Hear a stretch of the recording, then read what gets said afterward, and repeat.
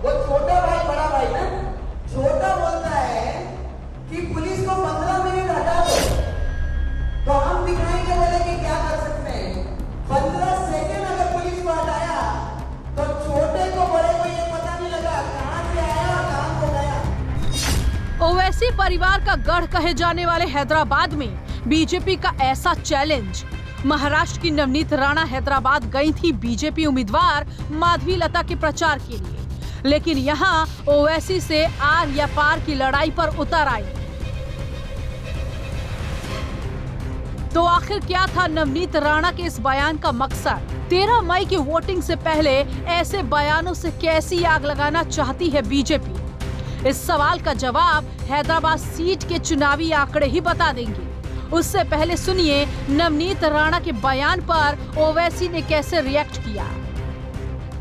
बोल रहा हूँ कि 15 सेकंड दे दीजिए। मोबाइल किसके?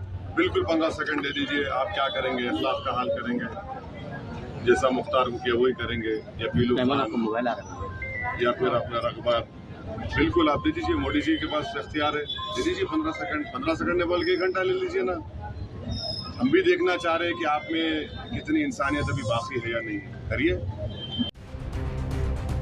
अब समझिए नवनीत राणा के 15 मिनट बनाम 15 सेकंड की मोहलत का चुनावी संदर्भ।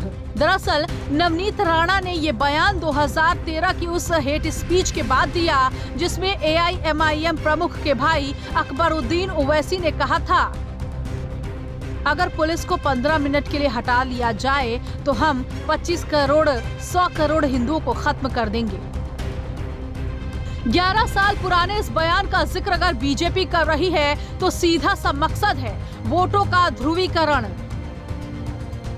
हैदराबाद सीट पर ध्रुवीकरण का गेम। ऐसा इसीलिए क्योंकि हैदराबाद सीट पर भले ही मुस्लिम वोटर्स की तादाद 60% है, लेकिन हिंदू वोटर्स की संख्या 35% से ज्यादा है।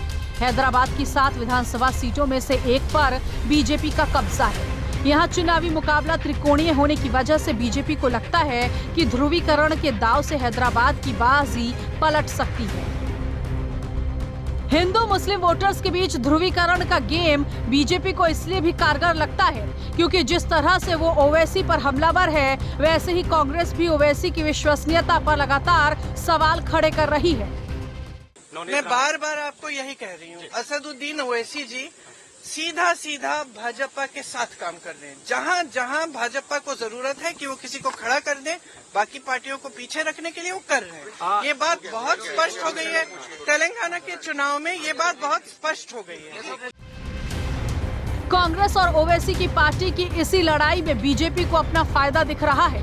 भले ही इस सीट से बीजेपी को कभी जीत नहीं मिली, लेकिन उसका वोट परसेंटेज लगातार बढ़ रहा है। हैदराबाद सीट पर बीजेपी कितनी बढ़ी? 2014 और 2019 में बीजेपी ने भगवंत राव को टिकट दिया था। भगवंत राव को 2019 में 3,11,000 वोट मिले थे और 2019 में 2,35,000 वोट मिले थे। इन दोनों चुनाव में बीजेपी उम्मीदवार दूसरे नंबर पर रहे थे। इन 10 सालों में बीजेपी का वोट शेयर 7 से 15% तक बढ़ चुका है।